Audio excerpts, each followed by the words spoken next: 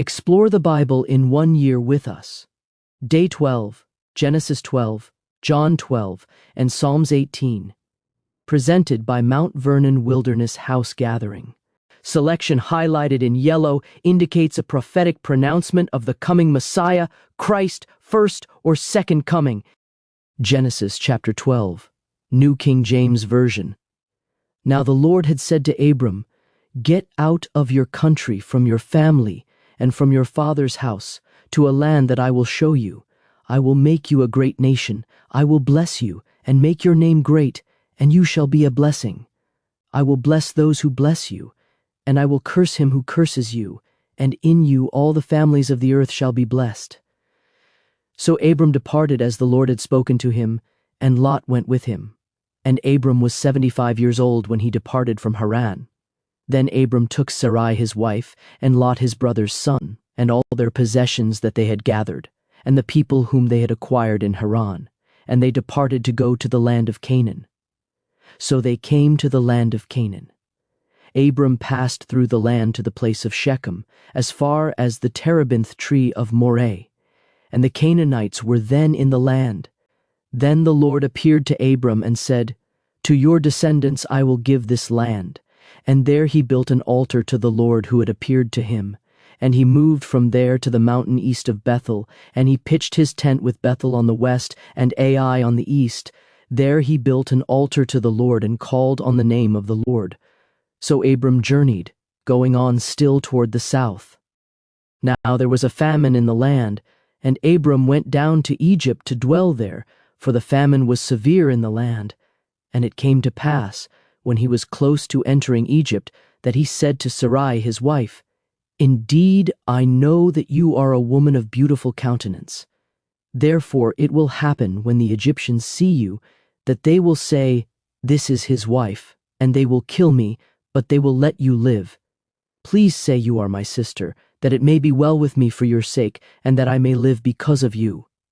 So it was, when Abram came into Egypt, that the Egyptians saw the woman, that she was very beautiful. The princes of Pharaoh also saw her and commended her to Pharaoh. And the woman was taken to Pharaoh's house.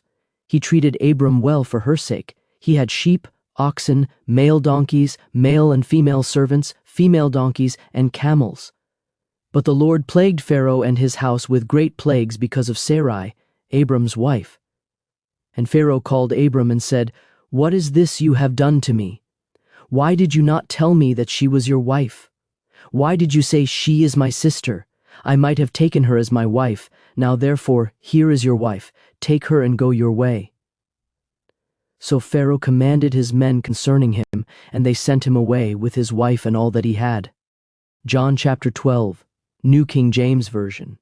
Then, 6 days before the Passover, Jesus came to Bethany, where Lazarus was who had been dead, whom he had raised from the dead. There they made him a supper, and Martha served, but Lazarus was one of those who sat at the table with him. Then Mary took a pound of very costly oil of spikenard, anointed the feet of Jesus, and wiped his feet with her hair. And the house was filled with the fragrance of the oil. But one of his disciples, Judas Iscariot, Simon's son, who would betray him, said, "Why was this fragrant oil not sold for 300 denarii and given to the poor?" This he said, not that he cared for the poor, but because he was a thief, and had the money box, and he used to take what was put in it. But Jesus said, "Let her alone. She has kept this for the day of my burial. For the poor you have with you always, but me you do not have always." Now a great many of the Jews knew that he was there, and they came, not for Jesus' sake only, but that they might also see Lazarus, whom he had raised from the dead. But the chief priests plotted to put Lazarus to death also, because on account of him, many of the Jews went away and believed in Jesus. The next day, a great multitude that had come to the feast, when they heard that Jesus was coming to Jerusalem, took branches of palm trees and went out to meet him, and cried out, "Hosanna! Blessed is he who comes in the name of the Lord, the King of Israel." Then Jesus, when he had found a young donkey, sat on it, as it is written, "Fear not, daughter of Zion, behold, your king is coming sitting on a donkey's colt." His disciples did not understand these things at first, but when Jesus was glorified, Then they remembered that these things were written about him, and that they had done these things to him. Therefore the people who were with him when he called Lazarus out of his tomb and raised him from the dead bore witness. For this reason the people also met him, because they heard that he had done this sign. The Pharisees therefore said among themselves, "You see that you are accomplishing nothing. Look, the world has gone after him." Now there were certain Greeks among those who came up to worship at the feast. Then they came to Philip, who was from Bethsaida of Galilee, and asked him, saying, "Sir, we wish to see Jesus." Philip came and told Andrew, and in turn Andrew and Philip told Jesus. But Jesus answered them, saying, "The hour has come that the Son of Man should be glorified. Most assuredly I say to you, unless a grain of wheat falls into the ground and dies, it remains alone. But if it dies, it produces much grain. He who loves his life will lose it, and he who hates his life in this world will keep it for eternal life. If anyone serves me, let him follow me, and where I am, there my servant will be also. If anyone serves me, him my Father will honor. Now my soul is troubled, and what shall I say? Father, save me from this hour. But for this purpose I came to this hour. Father, glorify your name." Then a voice came from heaven saying, "I have both glorified it and will glorify it again." Therefore the people who stood by and heard it said that it had thundered. Others said, "An angel has spoken to him." Jesus answered and said, "This voice did not come because of me, but for your sake. Now is the judgment of this world. Now the ruler of this world will be cast out. And I, if I am lifted up from the earth, will draw all peoples to myself." This he said, signifying by what death he would die. The people answered him, "We have heard from the law that the Christ remains forever. And how can you say, 'The Son of Man must be lifted up'? Who is this Son of Man?" Then Jesus said to them, "A little while longer the light is with you. Walk while you have the light, lest darkness overtake you. He who walks in darkness does not know where he is going. While you have the light, believe in the light, that you may become sons of light." These things Jesus spoke and departed, and was hidden from them. But although he had done so many signs before them, they did not believe in him, that the word of Isaiah the prophet might be fulfilled, which he spoke, "Lord, who has believed our report? And to whom has the arm of the Lord been revealed?" Therefore they could not believe, because Isaiah said again, "He has blinded their eyes and hardened their hearts, lest they should see with their eyes, lest they should understand with their hearts and turn, so that I should heal them." These things Isaiah said when he saw his glory and spoke of him. Nevertheless, even among the rulers many believed in him, but because of the Pharisees they did not confess him, lest they should be put out of the synagogue, for they loved the praise of men more than the praise of God.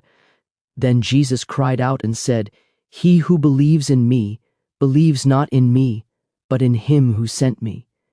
And he who sees me sees him who sent me. I have come as a light into the world, that whoever believes in me should not abide in darkness. And if anyone hears my words and does not believe, I do not judge him, for I did not come to judge the world, but to save the world. He who rejects me and does not receive my words has that which judges him. The word that I have spoken will judge him in the last day. For I have not spoken on my own authority, but the Father who sent me gave me a command, what I should say and what I should speak. And I know that his command is everlasting life. Therefore, whatever I speak, just as the Father has told me, so I speak." Psalms chapter 18, New King James Version. I will love you, O Lord, my strength. The Lord is my rock and my fortress and my deliverer, my God, my strength, in whom I will trust, my shield and the horn of my salvation, my stronghold. I will call upon the Lord, who is worthy to be praised, so shall I be saved from my enemies.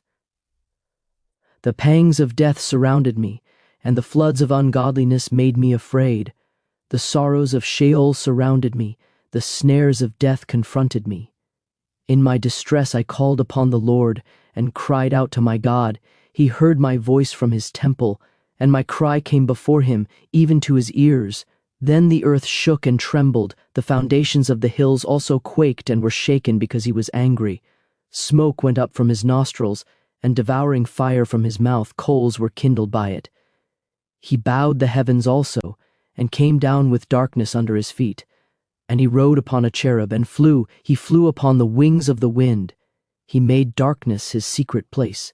His canopy around him was dark water sand, thick clouds of the skies.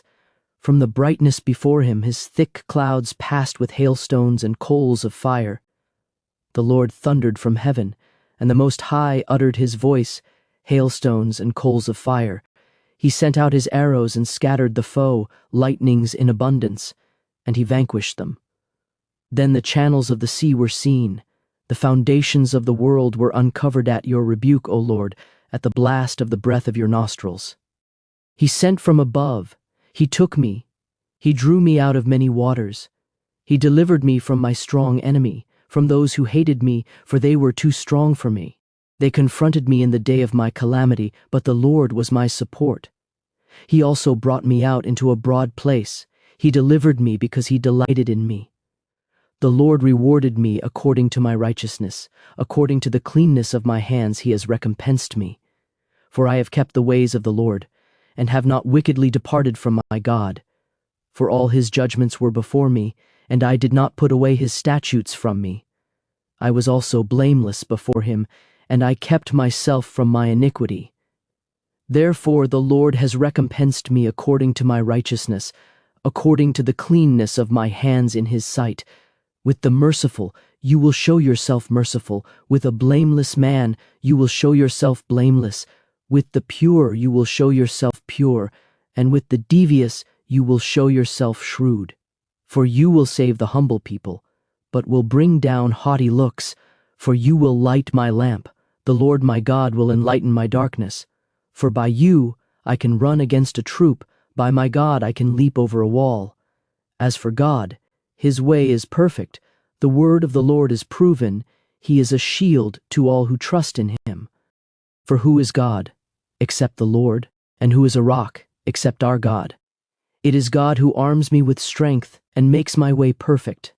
He makes my feet like the feet of deer, and sets me on my high places. He teaches my hands to make war, so that my arms can bend a bow of bronze. You have also given me the shield of your salvation. Your right hand has held me up. Your gentleness has made me great. You enlarged my path under me so my feet did not slip. I have pursued my enemies and overtaken them. Neither did I turn back again till they were destroyed. I have wounded them so that they could not rise. They have fallen under my feet. For you have armed me with strength for the battle. You have subdued under me those who rose up against me. You have also given me the necks of my enemies, so that I destroyed those who hated me. They cried out, but there was none to save, even to the Lord, but he did not answer them. Then I beat them as fine as the dust before the wind. I cast them out like dirt in the streets.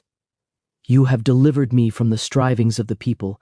You have made me the head of the nations. A people I have not known shall serve me. As soon as they hear of me, they obey me. The foreigners submit to me.